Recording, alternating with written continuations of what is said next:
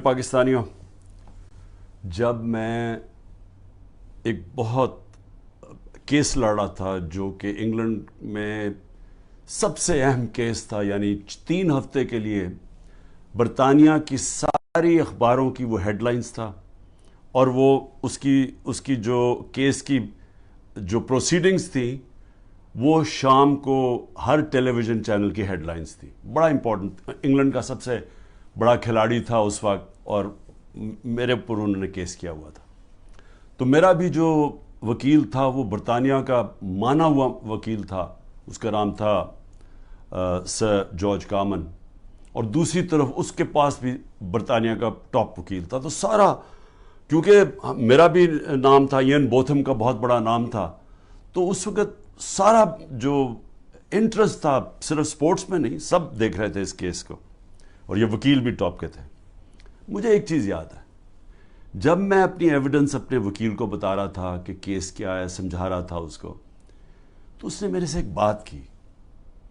اس نے کہا، دیکھو، میں تمہاری کوئی مدد نہیں کروں گا کہ تم نے عدالت میں جا کے کہنا کیا، میں کوچ نہیں کروں گا، یہ ہماری اخلاقیات کے خلاف ہے.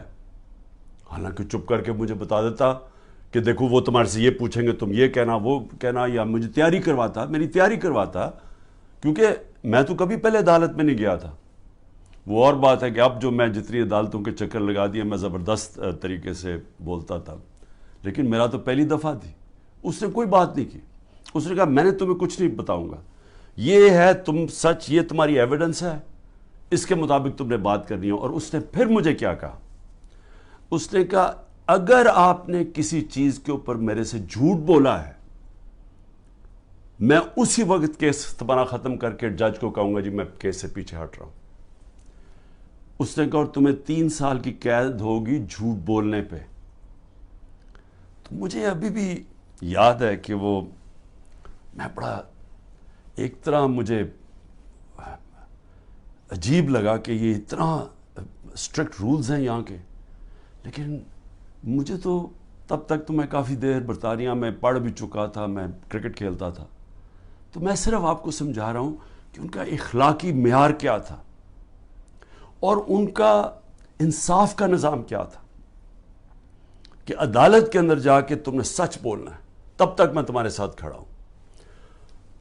اور پھر وہ بھی آپ ذرا یہ دیکھ لیں کہ وہ انگلینڈ کا ہیرو تھا، اور جوری تھی، 12 لوگوں کے جوری بیٹھتی ہے، جج ہوتا ہے، پھر جوری ہوتی ہے جو کہ عام شہری ہوتے ہیں.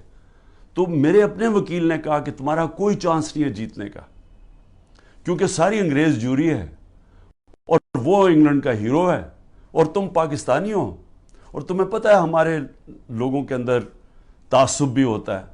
تو کہتا تمہاری جیتنے کی کوئی چانس نہیں، بلکہ اس نے مجھے کوشش کی کہ تم کیس نہ ہی پیسے باہر آؤٹ آف کورٹ سیٹلمنٹ کر لو. لیکن میں نے کہا میں حق پہ کھڑا ہوں، میں لڑوں گا کیس. اس نے کہا تمہاری صرف 20% چانس ہے، اور یہ یاد رکھیں کہ اگر وہ میں کیس ہار جاتا تو یہ جو میں نے اپنا لنڈن کا فلیٹ بیچ کے میں یہ بنی گالا کا گھر بنایا، یہ سارا کچھ ہی چلا جاتا، کیونکہ وہ اتنا زیادہ اس کا خرچہ آتا ہے. تو میں آپ کو آج یہ کہنا چاہتا ہوں کہ وہ معاشرے آج خوشحال، اور وہ معاشرے جدھر آج ہمارے لوگ کشتیوں میں ڈوب ڈوب کے پہنچنے کی کوشش کرتے ہیں، یعنی زندگی کا دوڑ پہ لگا کے، یعنی سمندر میں ڈوب جاتے ہیں لیکن وہ پہنچنا چاہتے ہیں ان ملکوں میں، تو اس کی وجہ یہ نہیں ہے کہ وہاں وسائل زیادہ ہیں. اس کی وجہ یہ ہے کہ وہ ہماری سے اخلاقیات پہ، ان کے مورل ویلیوز بہت زیادہ ہے. وہاں انصاف کا نظام ہے، جو میں بار بار میں نے تو پارٹی شروع یہ کی، وہ جب میں نے دیکھا ادھر، جو میں نے ان کے جو ملک دیکھے، تب میں نے فیصلہ کیا کہ ہم تو تباہ ہو جائیں گے، کیونکہ وہ اتنے زیادہ آگے نکل گئے ہمارے سے کہ ان کی اخلاقیات، ان کا جو امر بالمعروف ہے، ان کا وہ ہمارے نبی صلی اللہ علیہ وسلم کی جو وہ رحمت للعالمین ہے نا، جو میرے نبی کی سنت پہ چلے گا، کوئی بھی سنت اڈیپٹ کرے گا، تو وہ تو ہر انسان کے لیے آئے تھے. تو انہوں نے جب کہا تھا کہ تمہارے سے پہلے بڑی قومیں تباہ ہوئیں، جدھر طاقتور جب جرم کرے تو اس کو نہ پکڑو اور صرف کمزور کو پکڑو، وہ یعنی طاقتور قانون سے اوپر ہو. اب اصولاً اس کو جیت جانا چاہیے تھا، کیونکہ میں تو پاکستانی تھا، وہ برطانیہ کا ہیرو تھا. لیکن انصاف کا نظام یہ تھا کہ پاکستانی جا کے وہاں کیس جیت جاتا ہے. اور یاد رکھیں کہ یہ روایت مدینہ کی ریاست سے ہمارے لیے، تب وہاں ایسا انصاف نہیں تھا. جب مدینہ کی ریاست بنی تو یہ مغربی ممالک میں کوئی انصاف نہیں تھا، وہاں بھی جنگل کا قانون تھا. ہم مسلمانوں کے اندر میرے نبی صلی اللہ علیہ وسلم نے وہ انصاف کا نظام لے کے آئے تھے کہ حضرت علی ایک یہودی شہری سے، جبکہ وہ خلیفہ وقت تھے، کیس ہار جاتے ہیں کیونکہ قاضی ان کے بیٹے کی گواہی قبول نہیں کرتا. سوچیں حضرت علی کا کیا مقام ہے. لیکن انصاف کا نظام دیکھیں، اور ایک اقلیت ایک خلیفہ وقت کو سے کیس جیت جاتی ہے. نبی صلی اللہ علیہ وسلم نے اس لیے کہا تھا کہ وہ قومیں تباہ ہو جاتی ہیں. یہ یاد رکھیں کہ ہم تباہی کی طرف جا رہے ہیں کیونکہ طاقتور آج قانون سے اوپر ہے. اور میں اس لیے آپ کو یہ بات چیت اس لیے آج آپ سے کر رہا ہوں، اور میں آپ کو مثالیں دینے لگا ہوں کہ ہو کیا رہے ہیں یہاں. ہم تباہی کی طرف جا رہے ہیں کیونکہ میرے نبی نے 1500 سال پہلے کہہ دیا تھا کہ طاقتور قانون چوری کرے تو اس کو بچ جائے، تو جو کمزور ہو وہی صرف جیلوں میں جائے. تو یہ ہو رہا ہے آج پاکستان، ابھی سے نہیں ہو رہا، کافی دیر سے ہے.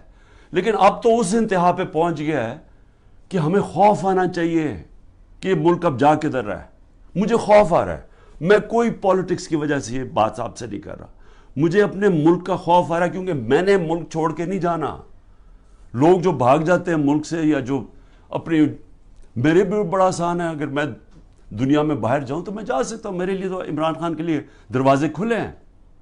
لیکن عام لوگوں کی میں آج بات کر رہا ہوں. آپ جب سب سن رہے ہیں، کتنے لوگ آپ باہر چلے جائیں گے؟ تو یہ تو وہ میرے نبی نے جو 1500 سال پہلے کہا، ہم تو وہ تیزی سے ادھر جا رہے ہیں.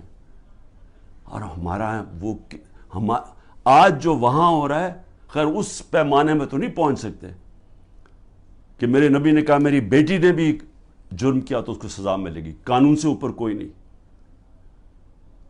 حضرت ابو بکر نے آتے ساتھ ہی پہلی سٹیٹمنٹ، میں انصاف قائم کروں گا، طاقتور کو قانون کے نیچے لے کے آؤں. حضرت عمر نے اپنے بیٹے کو سزا دلوائی اس نے جب قانون توڑا. ہم تو وہ ان کی امت ہیں جو دنیا کے سب سے عظیم لیڈر ہیں. اور آج یہاں جو ہو رہا ہے، وہ ملک جو اسلام کے نام پہ بنا تھا، ہمیں شرم آتی ہے. دنیا ہمیں دیکھتی ہے، ہمیں شرم آتی ہے کہ یہ ہو کیا رہا ہے اس ملک کے ساتھ. مولانا رومی سے جب پوچھا کہ قوم کیسے مرتی ہے جو ہم آج نیچے جا رہے ہیں، تو انہوں نے کہا جب وہ اچھے اور برے کی تمیز ختم کرتی ہے، جب وہ امر بالمعروف سے ہٹ جاتی ہے، جب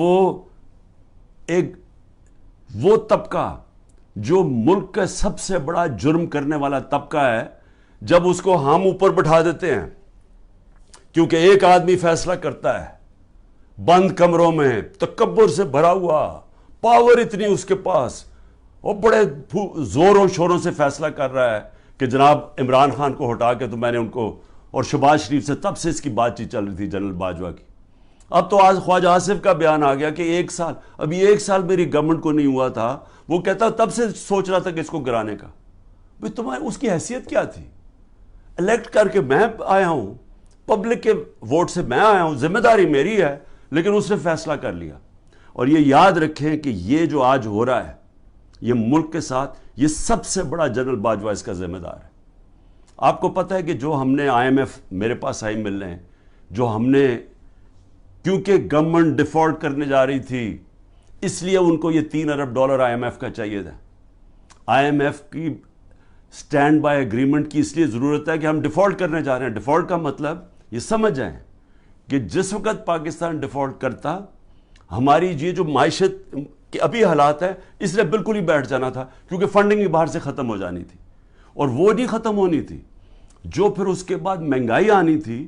اور آج جو مہنگائی کا حال ہے، آپ تصور کریں نا کہ میں سارے تنخواہ دار طبقہ جو آج بیٹھا ہوا ہے، غریب لوگ، پینشنرز، مزدور، جو آج مہنگائی ہے، اگر ڈیفالٹ کرتا اس سے دگنی مہنگائی ہو جانی تھی. اس لیے ہم نے فیصلہ کیا، حالانکہ وہ سوچیں 10,000 لوگ ہمارے جیلوں میں ہیں، عمران خان کے اوپر 180 کیس ہو چکے ہیں، پہنچ گئے ہیں 180 تک. ہماری سینئر لیڈرشپ جیل میں ہے, لوگ انڈر گراؤنڈ میں گھر توڑ رہے ہیں ان کے, ہر قسم کا ان کی بزنسز بند کر رہے ہیں. اس کے باوجود اپنے ملک کے لیے ہم نے کہا ٹھیک ہم یہ اگریمنٹ کرتے ہیں تاکہ ملک نہ بیٹھے. لیکن سوال میرا کچھ اور ہے. میرا سوال یہ ہے کہ جدھر آج ہم کھڑے ہیں, کیا یہ جو اوپر حکمران ہیں ان سے ہمیں کوئی امید لگائی جا سکتی ہے؟ نہیں لگائی جا سکتی. کیوں؟ کیونکہ یہ اوپر بیٹھے اس لیے نہیں ہیں کہ انہوں نے ملک ٹھیک کرنے آئے ہیں. یہ میں آپ کو بتاؤں گا, یہ صرف اور صرف جو میں آپ کو 5 سال پہلے سے کہہ رہا تھا, یہ NRO والے لوگ ہیں جو میرے پیچھے صرف پڑے ہوئے تھے, سب اکٹھے ہو کے جی PDM بن گئی ہے جی, ڈیموکریٹک الائنس ہے. صرف مقصد ایک تھا کہ کسی طرح کرپشن کے کیسز سے یہ نکلے. اور میں اسی پہ چل رہا تھا. اپنے نبی صلی اللہ علیہ وسلم انہوں نے جب فرمان دیا کہ قومیں تباہ ہو جاتی ہیں, طاقتور کو اگر آپ معاف کر دیں, اس کو وہ چوری کرے اس کو نہ پکڑیں, تو آج وہی ہو رہا ہے. ساری جنرل باجوہ اس کو جب اعظم سواتی کو اس نے مار پڑوائی, اس نے یہ ٹویٹ لکھا نا, شکریہ جنرل باجوہ آپ نے NRO2 جو دیا ہے ان لوگوں کو, اس کے اوپر اس نے اس کو مار پڑوائی اور اس کے اوپر تشدد کروایا. تو آج یہ ذرا سن لیں کہ ان کے کیسز, تاکہ پہلے یہ سن لیں اور پھر سنیں کہ جو میرے سے اب کس طرح کے کیسز کیے جا رہے ہیں, ذرا سے موازنہ کر لیں. سب سے پہلے نواز شریف کا کیس. وہ کیس کیا تھا؟ انٹرنیشنل انکشاف ہوتا ہے, پینما پیپر, دنیا کے اندر ایک انکشاف ہو جاتا ہے جنہوں نے اپنے آف شور اکاؤنٹس میں کمپنیوں کے پیچھے پراپرٹیز لی ہوتی ہیں. تو بڑے بڑے دنیا کے اندر وزیر بھی تھے, کوئی ایک آدھ ملک کا پرائم منسٹر بھی تھا, اور بڑے نام اس کے سامنے آئے, بلکہ برطانیہ کا اس وقت پرائم منسٹر کا بھی نام آ گیا کہ اس کی بھی پراپرٹی ہے. دنیا میں شور مچ گیا. تو ادھر پتہ چلا کہ 4 جن سب سے مہنگے لنڈن کے علاقے میں جو مے فیئر کے فلیٹس ہیں, وہ نواز شریف کی بیٹی اس کی اصل مالکہ تھی. اب سب کو پتا تھا کہ اس کے پاس تو پیسہ نہیں, اس کا مطلب نواز شریف نے خریدے. اب یہ تھا کیس, 1.5 سال عدالت میں چلا. نواز شریف نے اسمبلی میں کہا ہاں یہ ہیں ہمارے فلیٹس مانے, اور کہا یہ ہیں ذرائع کہ جس کے ذریعے میں نے خریدے. جب عدالت میں کیس شروع ہوا تو وہ ادھر سے اور کہانی بدل گئی, وہ ذرائع غائب ہو گئے. اس نے کہا جی قطری کھاتا آ گیا کہ جی قطریوں نے ہمیں یہ کوئی ڈیل ہوئی تھی, کوئی قطریوں سے ڈیل ہوئی تھی تو انہوں نے ہمیں یہ مفت کے دے دیے فلیٹ. یہ اس کے بعد یہ کہانی آئی. پھر اس کے بعد کلیبری فونٹ آ گئی.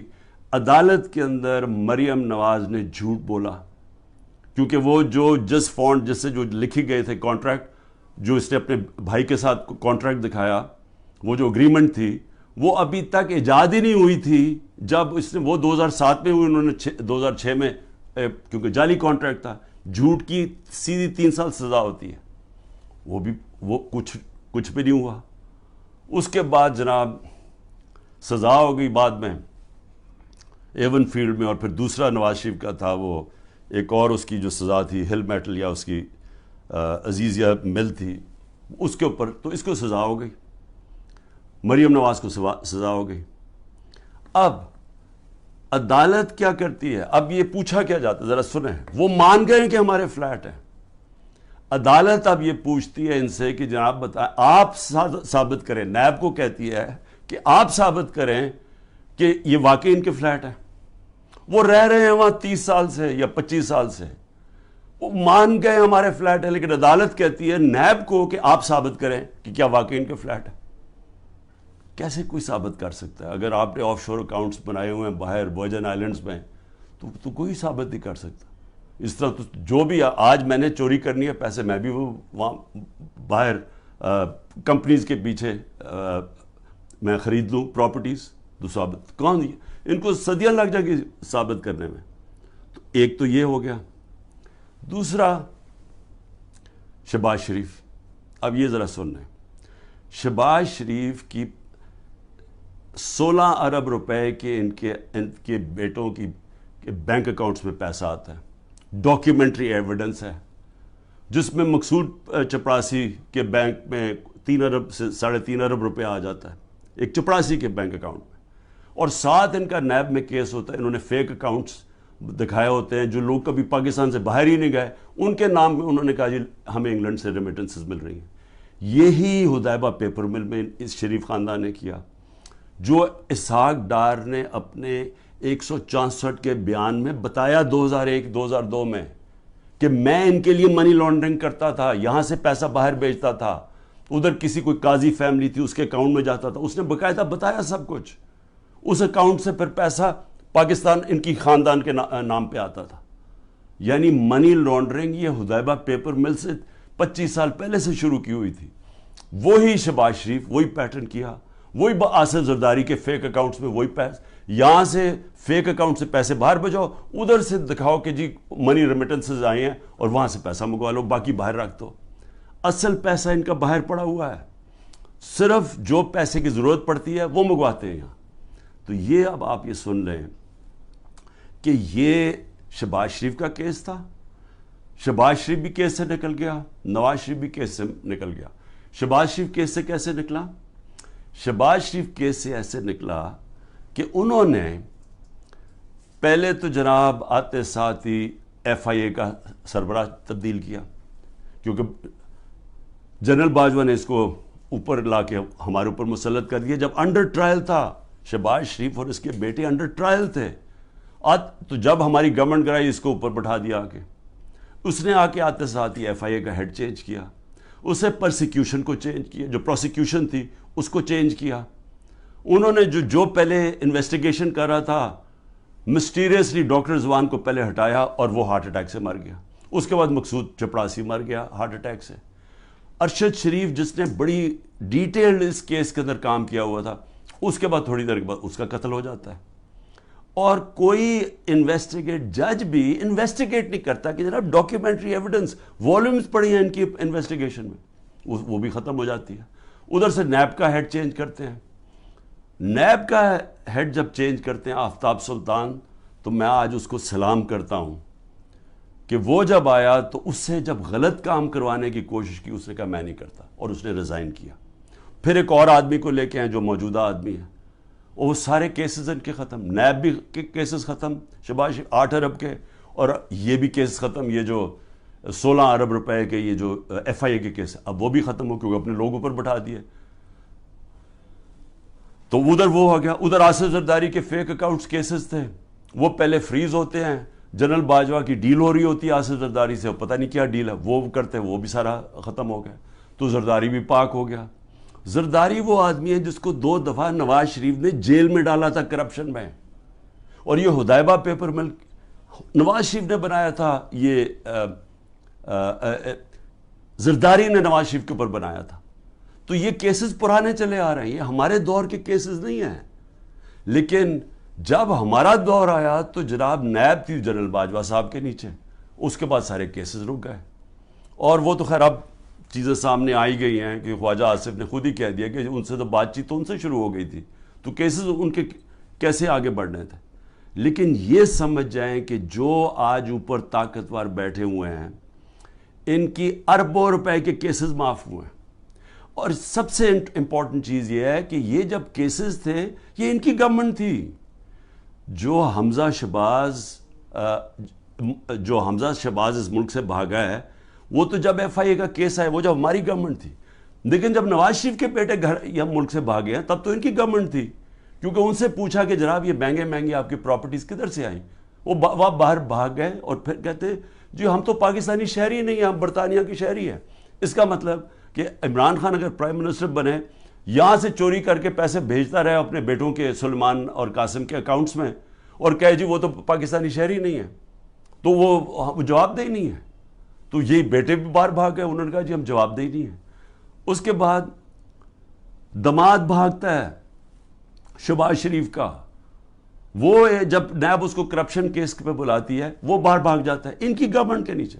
پھر ان کا فائنانس منسٹر اسحاق ڈار ملک سے باہر بھاگتا ہے جب نیب بلا کے پوچھتے ہیں کہ جی آپ کے یہ اثاثے ہیں، یہ آپ کے آئے کدھر سے ہیں، یہ ایک دم آپ تیرے میر کیسے ہو گئے، وہ بھی ملک سے باہر بھاگ جاتا ہے ان کے دور میں۔ تو میں سوال پوچھ رہا ہوں کہ میں کیوں نہیں باہر بھاگ رہا؟ ان کے اوپر تو دو کیسز تھے، میرے اوپر تو 180 کیس بن چکے ہیں، تو میں کیوں نہیں ملک چھوڑ کے بھاگ رہا؟ کیونکہ انہوں نے چوری کی ہوئی تھی، ان کے ایسٹس ہیں، ان کے پاس اربوں اربوں روپے کے ایسٹس ہیں جو یہ بتا ہی نہیں سکتے کدھر سے آئے ہیں، اور ملک سے باہر لے کے منی لانڈرنگ کیا، دگنی کرائم ہے۔ اور میں اب آتا ہوں، دو اور چیزیں میں آپ کو کہہ دوں۔ ہمارے 3.5 نیب کے سال میں 480 ارب روپیہ پاکستان نے، نیب نے ریکور کیا چوری کا، کرپشن کا، 480 ارب روپیہ۔ اس سے پہلے سارے دور میں نیب نے 280 روپیہ ریکور کیا تھا۔ آج مجھے بتائیں کہ نیب سے کتنا پیسہ نیب نے کتنا پیسہ ریکور کیا؟ 1100 ارب روپیہ ریکور کرنا تھا، آج وہ کوئی پیسہ ریکور نہیں ہو رہا۔ اب نیب کا کام ہے کہ عمران خان کے اوپر کرو، یا جو ہمارے جو بھی اب مخالف ہیں ان سے پارٹی چھڑوانے کے لیے یا ان کو ڈرانے کے لیے، اب نیب کا صرف یہ کام رہ گیا۔ نیب جو پاکستان کے اندر، میں پھر سے کہتا ہوں، 480 ارب روپیہ ہمارے دور میں نیب نے ریکور کیا تھا، اور 1100 ارب روپیہ بچا ہوا تھا۔ انہوں نے قانون بدل دیے، ایک قانون بدل کے نیب کا قانون بدل دیا، اس میں بچ گئے، اور دوسرا اپنا نیب کا ہیڈ بٹھا دیا ہے، جس طرح کے باقی انویسٹیگیٹنگ ایجنسیز کے اپنے لوگ بٹھا دیے۔ میں اب آگے آپ کو ذرا تھوڑا سا اور، کیونکہ بڑا امپورٹنٹ آپ کے لیے سمجھنا کہ آج اس ملک کے ساتھ ہم ہو کیا رہے اور ہم جا کدھر رہے ہیں۔ اس میں آ جائیں کہ اب میرے اوپر کیسز ہیں، میرے اوپر انہوں نے، جس طرح میں نے کہا، 180 کیسز کیے ہوئے ہیں، لیکن میں اب ان میں ذرا آپ کو بتانے لگا ہوں کہ یہ کون سے، یہ کیسز یہ 6 مختلف ٹائپ کیسز میرے اوپر کیے ہوئے ہیں۔ تو میں ذرا سمجھ جائے کہ یہاں اربوں روپے کی چوری ہے، اور 30 سال سے کیسز ان کے اوپر ہوتے آ رہے ہیں۔ مشرف نے NRO دیا، ادھر بچ گئے۔ آصف زرداری کی کیس تھی، اس نے سر محل خریدا ہوا تھا، وہ انہوں نے جا کے پورا کیس کر کے، جب وہ بکا سر محل، پیسہ پاکستان آنا تھا، NRO دے دیا، وہ پیسہ اپنے پاس رکھ لیا۔ $60 ملین سوئٹزرلینڈ میں پڑے ہوئے تھے، وہ پاکستان نے کیس کیا وہاں، وہ پیسہ پاکستان آنے لگا تھا، NRO دیا، وہ واپس چلے گئے۔ تو حدیبہ پیپر مل تو مشرف کے دور میں اس کے اوپر آگے پیش و رفت ہی نہیں ہوئی، جس کے اوپر اسحاق ڈار نے باقاعدہ، پھر سے میں کہہ رہا ہوں، ڈیٹیلز دی ہوئی تھی کہ کیسے وہ منی لانڈرنگ کرتا تھا ان کے لیے۔ تو یہ لوگ آج اوپر بیٹھے ہیں، سب کیسز معاف کروا لی ہیں، لیکن اب کر کیا رہے ہیں؟ اب یہ کر یہ رہے ہیں کہ انہوں نے اب اس کو استعمال کر رہے ہیں، اینٹی کرپشن کو، نیب کو اور FIA کو، کس طرح اب صرف 1 پوائنٹ جائے، تحریک انصاف کو ختم کیا جائے۔ اب میرے اوپر کیسز سب سے زیادہ، پہلے آ جائے میرے کرپشن کیسز کیا ہیں۔ میں پہلے بھی بول چکا ہوں، لیکن میں آپ کو پھر یاد کرا دوں۔ سب سے پہلے القادر کیس کیا ہے؟ القادر کیس یہ ہے کہ میں نے ایک یونیورسٹی بنانی تھی، میں پہلے سے سوچ رہا تھا کہ مجھے موقع ملے تو ضرور بناؤں گا، کیونکہ ایک میں نے نمل یونیورسٹی بنائی ہوئی ہے، ایک میں نے القادر یونیورسٹی بنانی تھی۔ القادر کا میرا مقصد یہ تھا کہ یہاں سیرت نبی کے اوپر اپنے نوجوانوں کو، ان کو سمجھایا جائے، سیرت نبی کے اوپر وہ کھڑے ہو، تاکہ ان کو لیڈرشپ آئے، ساتھ ٹیکنالوجی، یہ آئیڈیا تھا اس کا۔ اور یہ یونیورسٹی جب میں نے شروع کی تو اس کے اندر میرا مقصد تھا کہ ملک ریاض کو، کیونکہ ملک ریاض اور پروجیکٹس میں، راوی سٹی میں بھی تھا، ادھر بھی چیپ سستے ہاؤسنگ کے اندر بھی تھے، پھر بعد میں ہم نے جب یہ شروع کی سینٹرل بزنس ڈسٹرکٹ جو والٹن کی تھی، کیونکہ سب سے بڑا بلڈر ہے پاکستان کا۔ ملک ریاض کو صرف میں نے اس لیے کہا کہ آپ یہ کر دیں پروجیکٹ، کیونکہ ملک ریاض کی سپیڈ ہے، سب سے بڑا بلڈر ہے پاکستان میں۔ جو ملک ریاض نے 3 سال میں کام کیا ہے ہمارا یہ القادر میں، وہ ہمیں 14 سال 15 سال لگے نمل یونیورسٹی میں، یعنی اتنا کنسٹرکشن کا کام ہمیں 15 سال جو لگا وہ اس نے 3 سال میں کر دیا، کیونکہ وہ سب سے بڑا بلڈر ہے۔ میرا تو یہ مقصد تھا، ملک ریاض نے کہا میں یہ خود ہی اسپانسر کرتا ہوں یہ آئیڈیا جو القادر کا ہے۔ اب یہ ہوتی ہے بات، یہ سمجھیں، یہ ہوتی ہے 2018 کی نومبر دسمبر کی بات ہے۔ اس کے بعد جب اس کی اوپننگ شروع، اس کی جو سٹون لینگ ہے وہ مئی میں شروع ہو جاتی ہے، مئی 2019 میں۔ 2019 کی دسمبر میں ایک کیبنٹ کا فیصلہ آتا ہے، وہ میں بتا چکا ہوں آپ کو، कैबिनेट ने फैसला ये करना था कि क्या हमने मलिक रियाज के कोई पैसे इंग्लैंड की नेशनल क्राइम एजेंसी ने उन्होंने फ्रीज किए हुए थे एज सस्पिशियस ट्रांजैक्शन, कि हमें शक है इस ट्रांजैक्शन के ऊपर, मनी लॉन्ड्रिंग पे नहीं, और उसकी डील हो जाती है उनके साथ। अब वो पैसा वो फैसला करता है कि सुप्रीम कोर्ट में मलिक रियाज ने पैसा देना है, वो उसमें डालना चलता है सुप्रीम कोर्ट के अकाउंट में, और उनकी डील होती है। हमारे कैबिनेट के सामने सिर्फ ये फैसला आता है कि अगर आप इसको डील को कॉन्फिडेंशियल रखेंगे, जो इसके और उसमें थी, लेकिन अदालत में आप ले जा सकते हैं, लेकिन सिर्फ कैबिनेट, क्योंकि कैबिनेट में पब्लिक हो जानी थी, तो वो कहता है पब्लिक ना हो। अगर आप कॉन्फिडेंशियल रखेंगे तो 190 मिलियन पाउंड पाकिस्तान आ जाएगा सुप्रीम कोर्ट के अकाउंट में।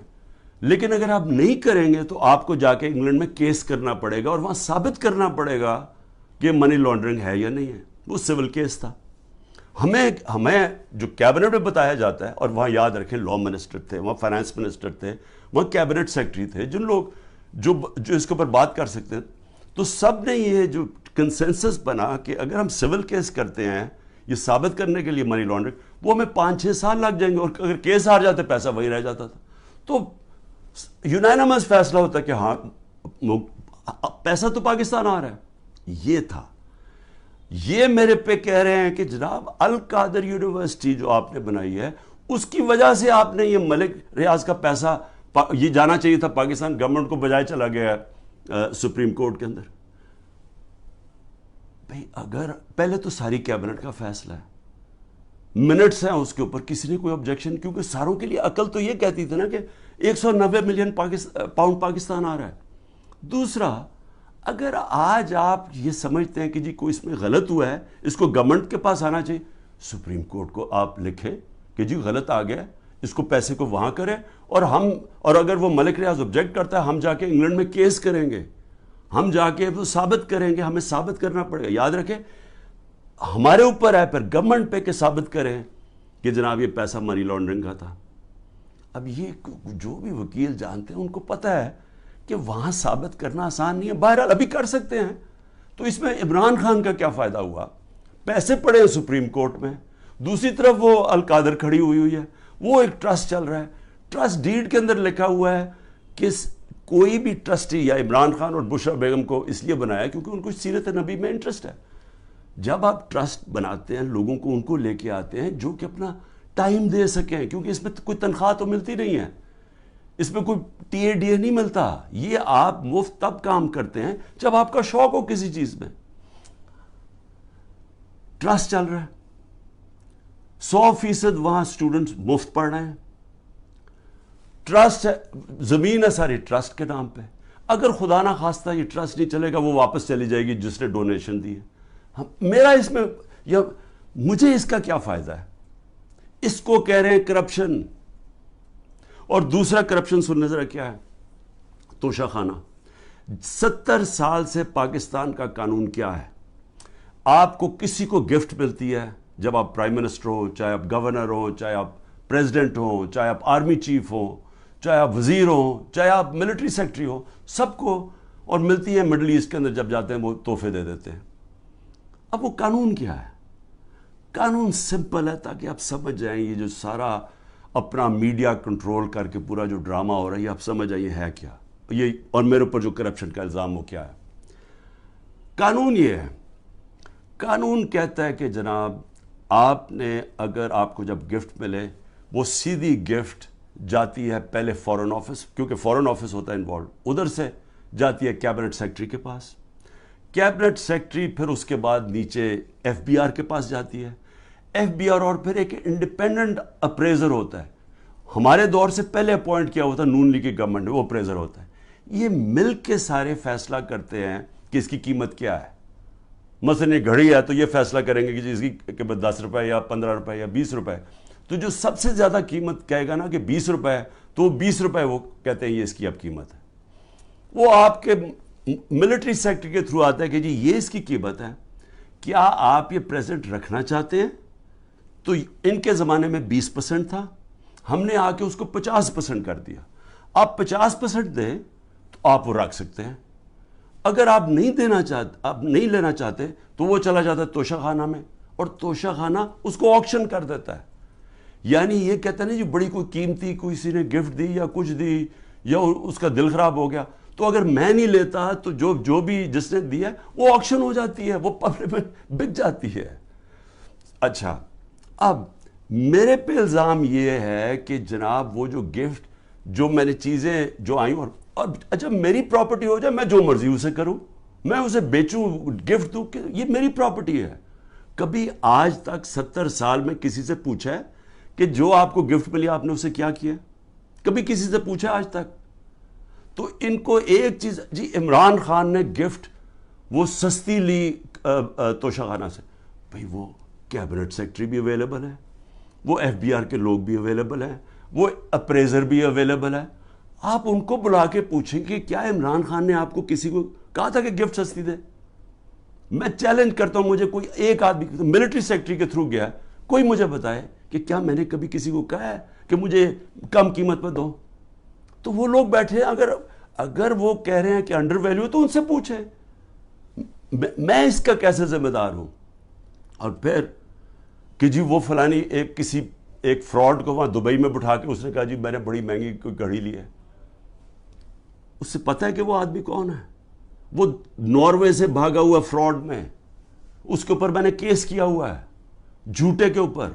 وہ اس میں پتہ نہیں فرح کدھر آ گئی میری بشرا بیگم کو, ان کا کیا لینا دینا اس سے؟ کہتا جی وہ فرح نے آ کے کوئی گھڑی بیچی, وہ پتہ چلا کہ وہ تو دبئی گئی نہیں اس سال جس دن وہ سال کہہ رہے. تو صرف کسی نہ کسی طرح عمران خان کو پکڑ کے یہ کرو, یہ ہے توشہ خانہ کا کیس. اور اگر کسی کو پکڑنا ہے توشہ خانہ کیس میں تو اس میں مریم نواز پکڑی جاتی ہے, نواز شریف پکڑا جاتا ہے اور آصف زرداری, کیونکہ انہوں نے وہاں سے مہنگی گاڑیاں توشہ خانہ میں سے انہوں نے وہ گاڑیاں خریدی اور سستے قیمت پہ وہ خرید سکتے ہی نہیں تھے, کیونکہ توشہ خانہ میں گاڑی آپ نہیں لے سکتے. مجھے بھی گاڑی ایک ملی تھی, آپ گاڑی قانون کے مطابق نہیں لے سکتے. ان تینوں نے بھی گاڑی, اس نے زرداری نے 3 گاڑیاں نکالی, نواز شریف نے مہنگی گاڑی پہلے 9 سال چلائی, اور اس کے بعد جا کے جب یہ یوسف رضا ہے تب اس نے ڈکلیئر کی اور اس کی پھر ایک قیمت ادا کی. اور مریم نواز نے ڈکلیئر ہی نہیں کی توشہ خانہ میں ایک گاڑی جو کہ ابو دھابی سے ملی, اور وہ اس نے جا کے پھر آگے بیچ دی. تو مجھے یہ بتائیں کہ ان کے اوپر جو واضح طور پہ قانون ٹوٹا ہوا ہے, اس میں تو قانون ہی کوئی نہیں ٹوٹا. مجھے بتائیں میں نے کیا انلیگل چیز کی ہے؟ انہوں نے تو قانون توڑا ہوا ہے, ان کو نہیں کچھ کسی کو پکڑنا. پھر آگے چلیں, میرے پر ایک کیس ہے جی کہ میری بہن کو میں نے انفلوئنس کر کے ایک 6 ارب کی زمین دلوا دی صرف 6 کروڑ میں, اور 6 ارب کی اس لیے کیونکہ وہاں کو نہر لگنی تھی تو اس سے اس کی قیمت اوپر چلی جانی تھی. اور میں نے زبردستی لوگوں سے کیا کہ کیونکہ میں پرائم منسٹر تھا, میں نے زبردستی کیا کہ وہ کسانوں سے اسے زمین دلوا دی. اب یہ اتنے ڈفرز ہیں, ان کو یہی نہیں پتا کہ جو میری بہن نے پیسے دیے وہ چیک سے دیے ہوئے پیسے. چیک 25 اپریل کو 2022 کو ایک چیک دیا گیا ہے, اور 2 جون 2022 کو دوسرا چیک دیا گیا. عمران خان 9 اپریل کو پرائم منسٹر ہٹ چکا تھا, تو میں نے کیسے انفلوئنس کیا وہ کسانوں کو؟ اگر یہ ہے میرے اوپر کرپشن کے کیسز, اس کے اوپر چکر لگ رہا ہے میرے, کبھی ایک عدالت سے کبھی نیب میں اچھا. اور توشہ خانہ کے اوپر نیب کا بھی کیس ہے, توشہ خانہ کے اوپر الیکشن کمیشن کا بھی کیس ہے, اور ایف آئی آر بھی کٹی ہوئی ہے ایک ہی توشہ خانہ کے اوپر. یہ آگے کرپشن کے کیسز. آگے چلے ذرا میں آپ کو ذرا بتا دوں کہ اور کون سے کیسز ہیں. اچھا جی, قتل کیس. کوئٹہ کے اندر قتل ہوتا ہے, اس کے 4 گھنٹے کے اندر شہباز شریف کا جو مشیر ہوتا ہے مسٹر ڈینٹونک, وہ جا کے ایک دم ٹی وی پہ آگے کہتا ہے کہ جی عمران خان نے اس کو قتل کر دیا. اس وقت میرے پر 150 کیسز تھے. مجھے کیا پتا کہ کون سا کیس ہے, کون سا وکیل ہے. وہ ہمیں ریڈار پہ ہی نہیں تھا کہ پتہ نہیں وہ کیا کیس ہے. مجھے تو یہ نہیں پتا کیس کیا تھا. جی وکیل کو عمران خان نے قتل کروا دیا. اس کے بعد اس کے بیٹے کو اٹھاتی ہے پولیس. سارے کوئٹہ کو پتا کیا ہوا, کیونکہ ساری وکلا کمیونٹی کو پتا ہے.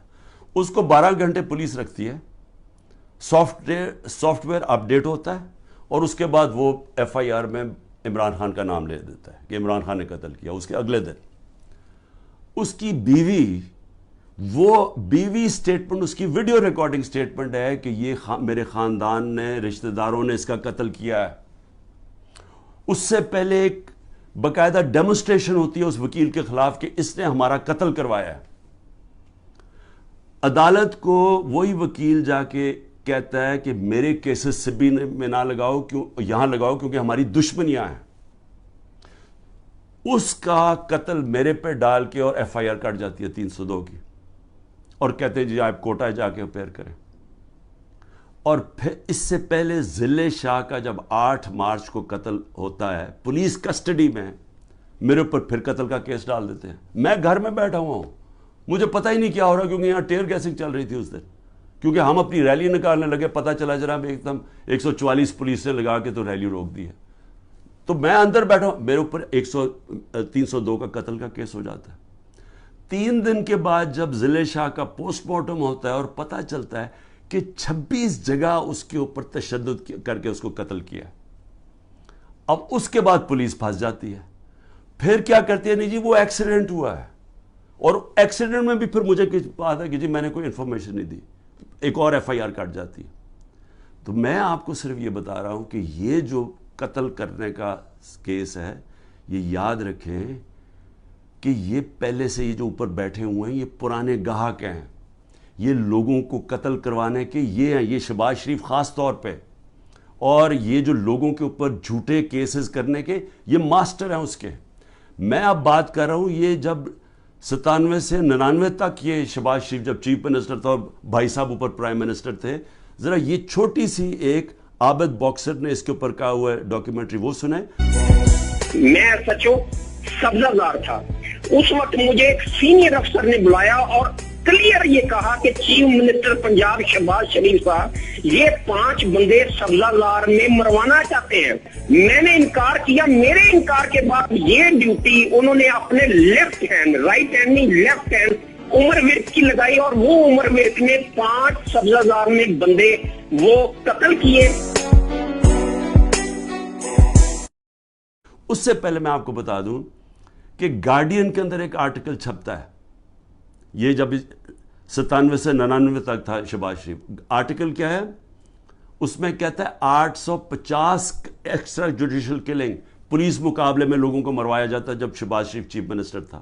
اور اس کے اندر وہ ایمنسٹی انٹرنیشنل کنفرم کرتے ہیں کہ یہ بالکل ٹھیک ہے کہ پولیس انکاؤنٹر کے ذریعے شہباز شریف نے لوگ اس کے دور میں لوگ مروائے گئے. اب ذرا یہ سنیں کہ عابد باکسر کیا کہتا ہے. پنجاب میں جعلی مقابلوں کے لیے پولیس انسپیکٹرز کو کیسے مجبور کیا جاتا ہے. انکاؤنٹر اسپیشلسٹ عابد باکسر کی نئے ویڈیو میں سنسنی خیز انکشافات. مجھے حراست میں لے کر جھوٹے مقدمات میں نامزد کیا گیا, یہ ان کی جانب سے کہا گیا. کچھ چیزیں جو میڈیا اور پبلک کے سامنے لانا چاہتا ہوں کہ کس طرح شہباز شریف صاحب لوگوں کے ریکارڈ بنواتے ہیں, کس طرح انہیں جعلی پولیس مقابلے میں مارا جاتا ہے, کس طرح لوگوں کی جائیدادیں ہتھیائی جاتی ہیں.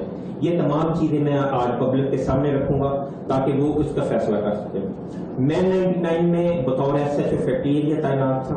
میرے ماموں ایک رقبہ باغ گچا کی ملکیت کے دعویدار تھے. میاں صاحب اس کو خریدنا چاہتے تھے لیکن قیمت میاں صاحب کی مرضی کی ڈیسائیڈ نہیں ہو رہی تھی, جس کے بعد میاں صاحب نے اس کو ہتھیانے کا فیصلہ کیا.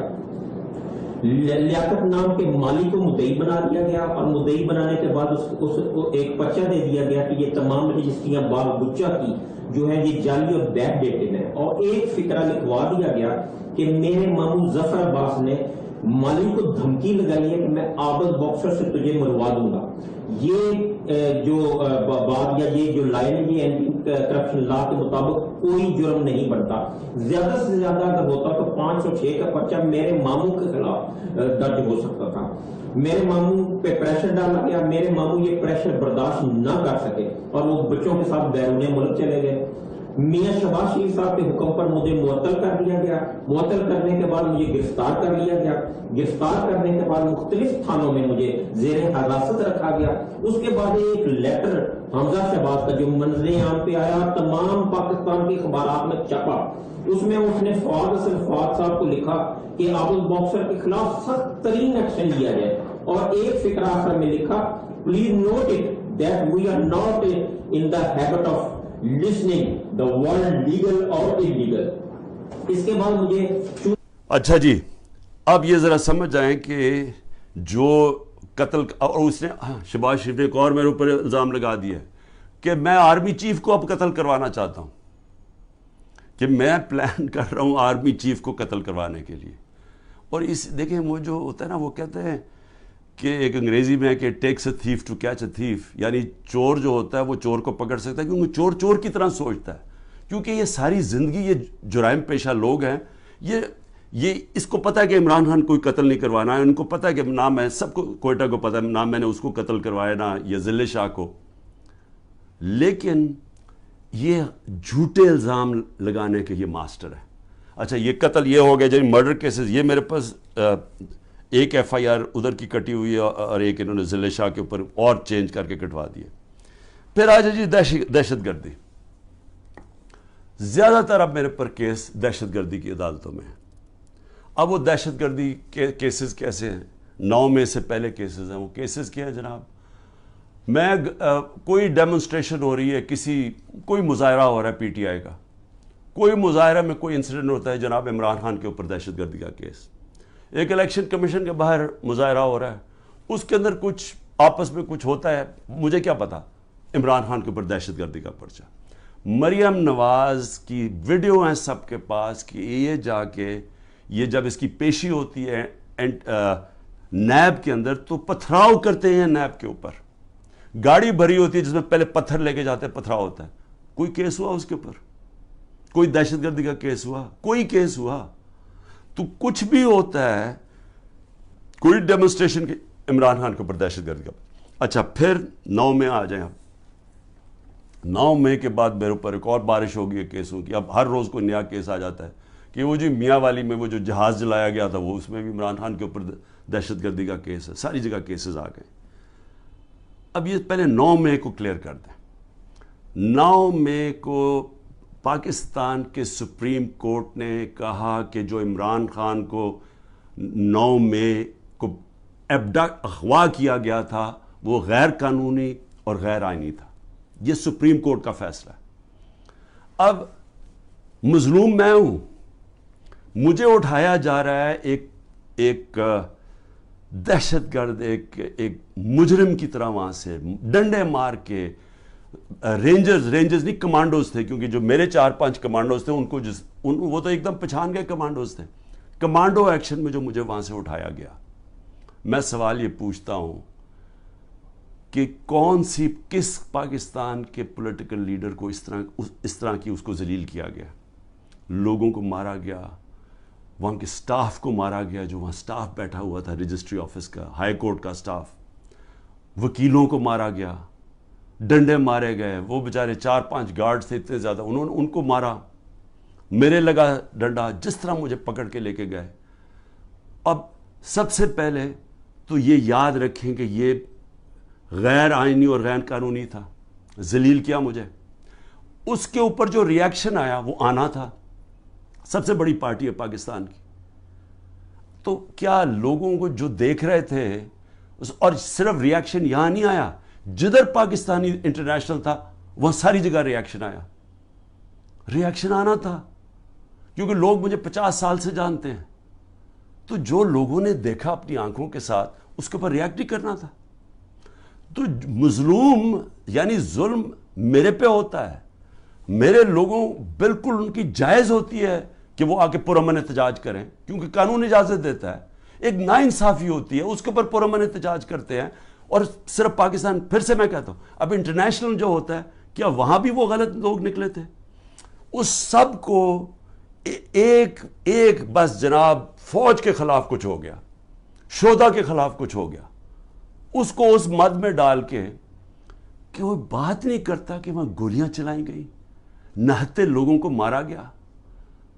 25 लोग कम से कम इन्होंने मारे हैं, क्योंकि हमें पूरी तरह पता नहीं है। जो पुलिस ने 25 लोगों को गोली कत्ल किया, शहीद किया मैं कहता हूं, क्योंकि पुरअमन एहतजाज हक के लिए, नाइंसाफी के खिलाफ खड़ा होना तो हमारा हक है।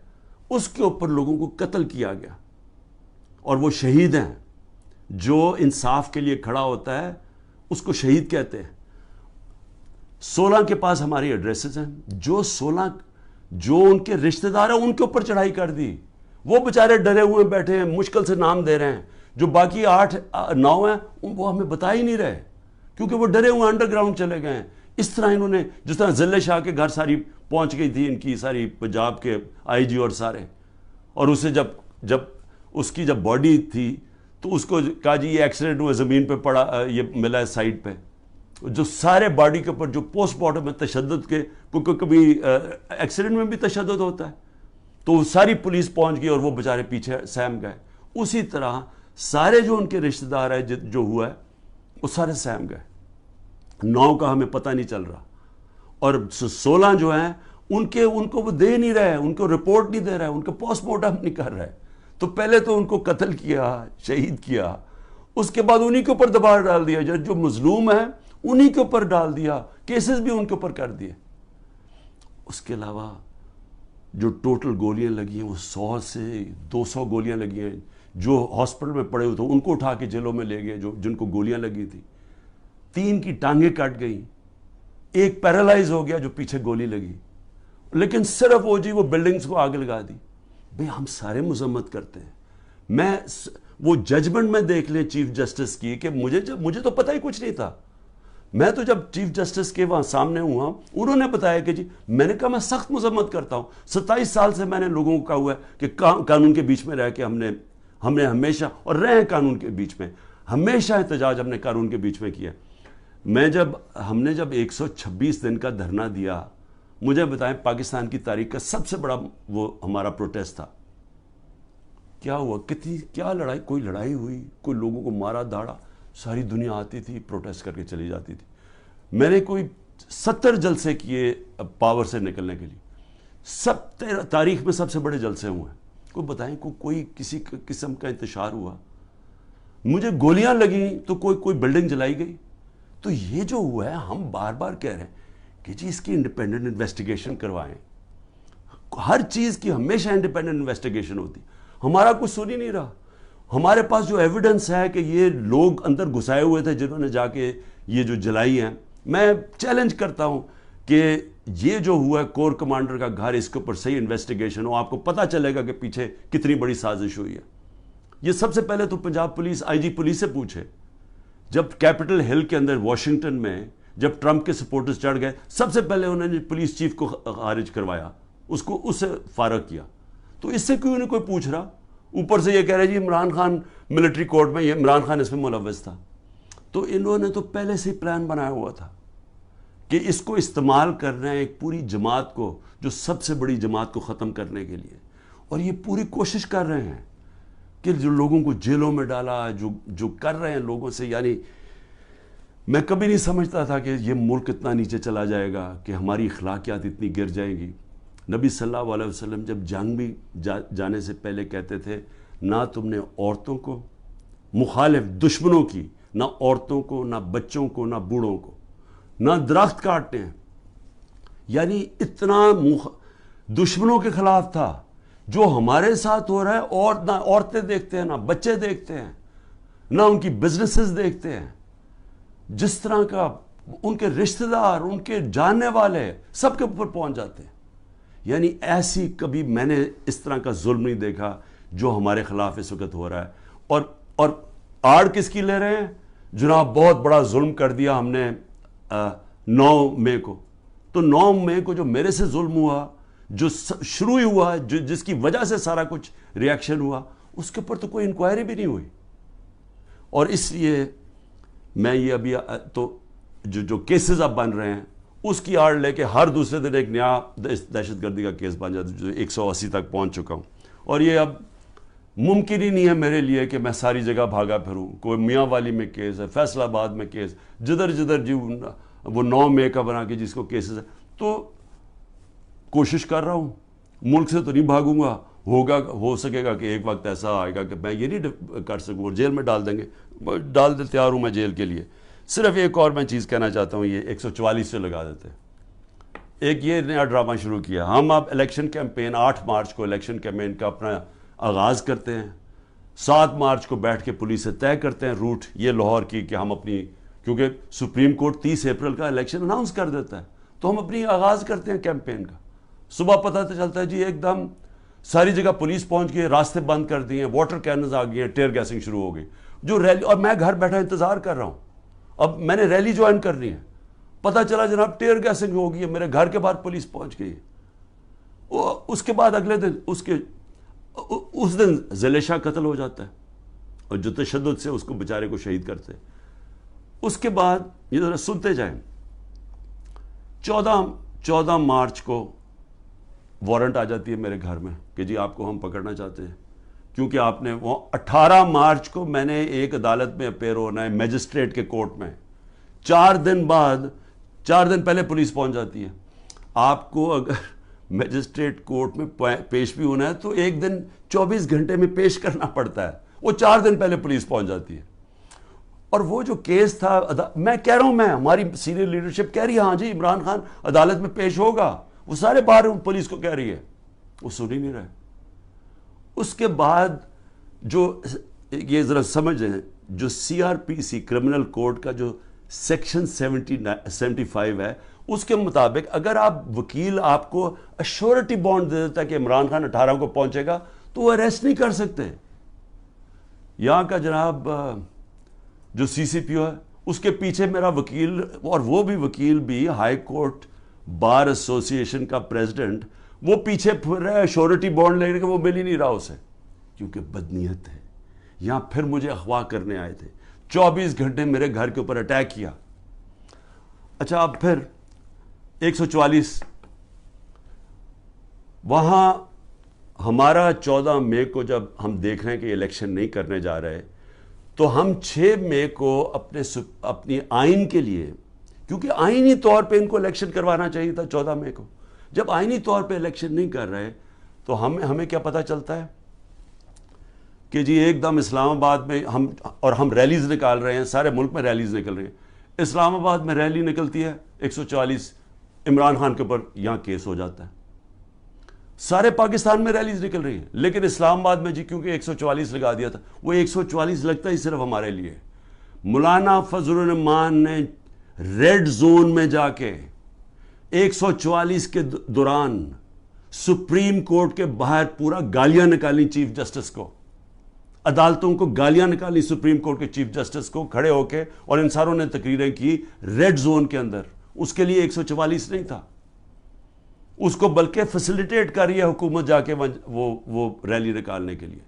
لیکن ایک آئین کے لیے, ایک آئین کی خلاف ورزی ہو رہی ہے, اس کے لیے ریلی نکل رہی ہے, اور اس کے اوپر عمران خان کے اوپر کیس. تو یہ ہیں اس طرح کے کیسز. میں آخر میں اب کہنا کیا چاہتا ہوں, دیکھیں میں اپنی قوم سے بات کرنا چاہتا ہوں. میں نے تو اس کا مقابلہ کرنا ہی ہے, میں تو آپ کو کہہ بیٹھا ہوں. اتنے زیادہ کیسز ہیں میرا, تو اب بلکہ میں وکیل ہی تقریباً بن گیا ہوں, اور میرا اب عدالتیں تو میرے آفس ہی بن گئی ہیں. میرا تو ہر روز ایسے ہے کہ جس طرح میں آفس جا رہا ہوں, اور میں تو اس کا مقابلہ کرتا رہوں گا.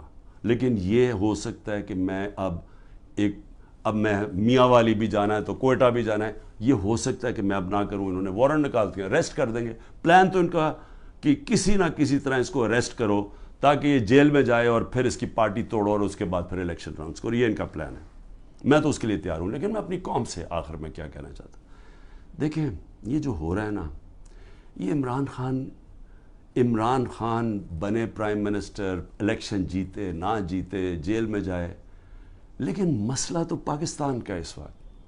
تو میں آپ کے لیے اب کہہ رہا ہوں, یہ جو ہو رہا ہے نا, یہ صرف اور صرف ملک کی اب تباہی ہے.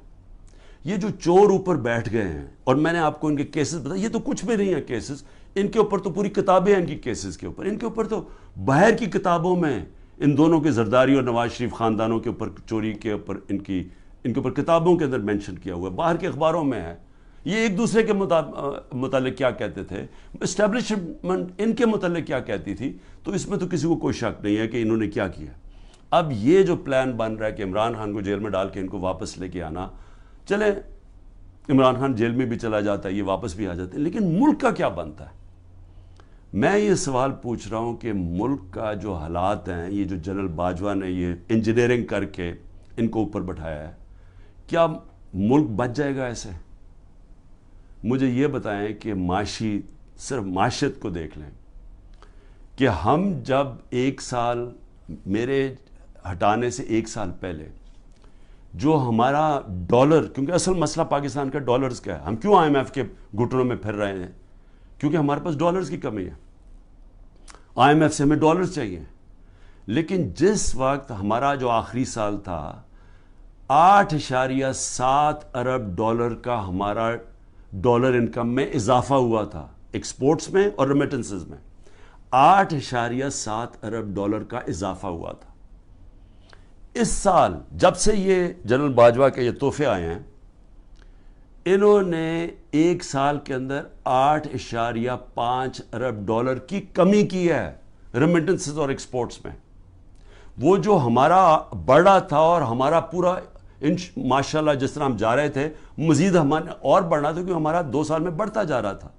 ان کا ایک سال میں 8.5 ارب ڈالر کم ہوا ہے ریمیٹنسز میں اور ایکسپورٹس میں. اس کا مطلب کہ 3 ارب ڈالر کے تو ہم قرضے لے رہے ہیں ان سے, اور جو آمدنی ہے وہ سکڑتی جا رہی ہے. اگر ایک گھر کے اندر آپ کے اوپر قرضے چڑھتے جا رہے ہیں تو آپ آمدنی بڑھا کے قرضے واپس کریں گے نا. اگر آمدنی آپ کی کم ہو رہی ہے تو قرضے آپ نے کیسے واپس کرنے؟ تو یہ ہے تباہی کی طرف. بے روزگاری بڑھ رہی ہے, مہنگائی بڑھ رہی ہے, تنخواہ دار طبقہ پس گیا ہے, عوام کو سامنے کچھ نظر نہیں آ رہا. جو اس ملک کے قابل لوگ ہیں وہ باہر جانے کا سوچ رہے ہیں. 9 لاکھ پروفیشنلز ملک چھوڑ کے چلے گئے ہیں کیونکہ ان کو امید نہیں نظر آ رہی. کیونکہ امید یہ جب ان شکلیں دیکھتے ہیں جو دبئی میں بیٹھ کے گدوں کی طرح پاکستان کی بندر بانٹ کر رہے تھے, وہ لوگ پاکستان سے مایوس ہو گئے ہیں. آگے نظر کچھ نہیں آ رہا. اوپر انصاف کا نظام جس ملک میں یہ ہو کہ یہ چور اوپر بیٹھ کے اپنے کیسز اربوں روپے کے 1100 ارب روپے کے کیس معاف کروا دیں, اور وہ جو لوگ جن کی انصاف کی تحریک جو 27 سال لے کے آئے تھے کہ جی اس ملک میں رول آف لا ہو, ان کے اوپر کیسز کی بارش ہوئی ہے. ان کے اوپر 3-3 4-4 کیسز تھے. میرے پر 180 کے قریب کیسز ہیں. کبھی ہوا ہے دنیا میں کسی ملک میں ایسے کبھی ہوا ہے؟ لیکن یہ ہو اس لیے رہا ہے کہ یہاں مجرم اوپر بیٹھ گئے ہیں. اور میں قوم کو آج کہہ رہا ہوں, میں سارے وہ لوگ جو کہ یہ غلط کام کر رہے ہیں ان چوروں کے لیے, دیکھیں اللہ نے کیوں کہا تھا کہ رزق میرے ہاتھ میں ہے؟ اس نے اس لیے کہا تھا کہ کوئی اپنی رزق بچانے کے لیے, تنخواہ بچانے کے لیے, نوکری بچانے کے لیے آپ کوئی غلط کام نہ کریں. آپ کے اوپر اللہ نے لازم کیا ہوا ہے کہ آپ قانون کے مطابق چلیں. برطانیہ میں کسی پولیس والے کی جرت, کسی اوپر آفیسر کی جرت نہ ہو کہ نیچے پولیس والے کو کہا کہ غلط کام کرو, کسی کے گھر کے توڑ کے اندر چلے جاؤ, وہاں اس کا گھر لوٹ لو, ان کی بزنسز بند کر دو. جرت نہ ہو, پولیس چیف کی جرت نہ ہو, کیونکہ اسے پتا ہوگا کہ قانون میں وہ نیچے کھڑا ہوگا کہے گا میں یہ نہیں کرتا, یہ قانون مجھے اجازت نہیں دیتا. وہاں کا اس لیے وہ کامیاب ہے ملک, اس لیے ہمارے لوگ بیچارے سمندروں میں ڈوبنے کی رسک لیتے ہوتے پہنچنے کی کوشش کرتے ہیں, کیونکہ وہاں انصاف ہے. وہاں کسی کو غلط کام کرنے کے لیے آپ حکم نہیں دے سکتے, کیونکہ قانون ہے, انصاف ہے, رائٹس ہیں لوگوں کے, ان کے فنڈامنٹل رائٹس کی, ان کی عدالتیں ان کی حفاظت کرتی ہیں. یہاں پکڑ کے جس کو مرضی اٹھا کے اندر جیلوں میں ڈال دو, جس کو مرضی تشدد کرو. جو تشدد کی کہانیاں ہیں اتنی خوفناک ہیں جو یہ اس وقت لوگوں کے اوپر ہو رہی ہے, پکڑ چن کے لوگوں کو اوپر تشدد کر رہے ہیں, انٹرنیشنل لا کے اگینسٹ ہے یہ. تو جو لوگ یہ سارے لگے ہوئے ہیں اور نیب میں بیٹھے ہیں, FIA میں بیٹھے ہیں, پولیس میں بیٹھے ہیں, جو تنخواہ دار لوگ ہیں, میں ساروں کو آج کہہ رہا ہوں کہ دیکھیں آپ اللہ کو جواب دیں. آپ یہ جو چیزیں کر رہے ہیں, آپ اپنے ملک کی تباہی کے راستے پہ ملک کو لے کے جا رہے ہیں, اور آپ اپنی آخرت بھی تباہ کر رہے ہیں. آپ کو کوئی ضرورت نہیں ہے, جب رزق اللہ نے کہا میرے ہاتھ میں ہے, آپ کو غلط کام کرنا اور گناہ کرنا کی یہ نہ کہنا اوپر والے کو کہیں گے کہ نہیں جی میں تو کیا کرتا مجھے اوپر سے غلط آرڈر آیا ہے. آپ کا رائٹ ہے کہ غلط کو آرڈرز آپ نہ مانیں. یہ آپ کو قانون اجازت دیتا ہے جو کہ کسی بھی مغربی جمہوریت کے اندر کسی کی جرت نہیں ہے, کسی آفیسر کی جرت نہیں ہے کسی نیچلے والے سے غلط کام کروایا جائے. یہ میں صرف آخر میں اس لیے کہہ رہا ہوں کہ اللہ نے امر بالمعروف کا ہمیں حکم دیا ہوا ہے کہ اچھائی کے ساتھ کھڑے ہو, برائی کے خلاف جہاد کرو. وہ معاشرے کا بنیاد بنتی ہے اور عدل اور انصاف اور امر بالمعروف پہ معاشرہ کھڑا ہوتا ہے. جو وہ معاشرہ اوپر جاتا ہے جو مدینہ کی ریاست میں ہوا تھا, اور اس کو جب آپ خلاف جائیں گے تو وہ آپ اپنے پھر تباہی کا راستہ اختیار کر لیتے ہیں, جو مجھے افسوس سے کہنا پڑتا ہے.